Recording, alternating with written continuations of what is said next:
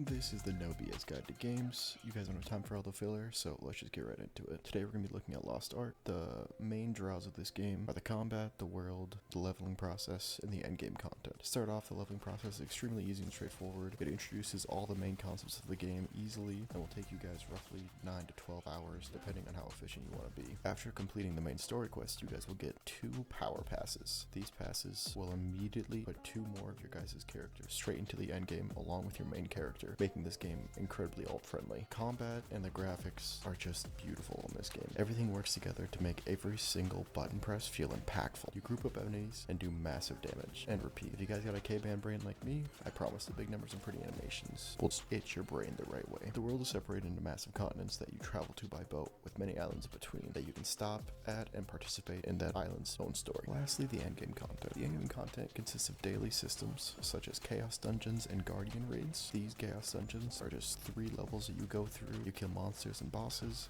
In order to get your honing materials, you'll be doing 2 of these a day for all the materials, and you can do 2 on each of your characters. Along with that, the Guardian raids are basically a Monster Hunter style mission where you go in, you fight a big monster, you take down the big monster, you take its stuff. Very simple. They have amazing monsters and super interesting combat styles. The last part of the endgame systems are the dungeons. There are different levels of dungeons, many that have many more mechanics, many that have less mechanics and are easier to do. These are just amazing. You get up to 9 other players and destroy some great bosses that just look super interesting. Now to go with the complaints. The basic complaints for this game are that there are a ton of items and the daily systems. So this game contains a large amount of items, but truly does a really good job of explaining which ones you need, which ones you don't need. Along with that, yes, there are daily systems. You're gonna have to do them. They get the majority of your leveling materials, but they are incredibly simple, and with the combat being so amazing, it really helps with the monotony. Lastly, let me just level with you guys. Yes, there's pay to win. It's part of the game, but the systems in the game gives you more than enough honing materials to make it simple to catch up and to get to the level of everyone else. You can access full endgame content without paying a single dime. It may take a little bit longer, but it's not excruciatingly long. Thank you guys so much for watching this video. If you guys liked the video, leave a comment about which game you guys want me to review next, and leave a like.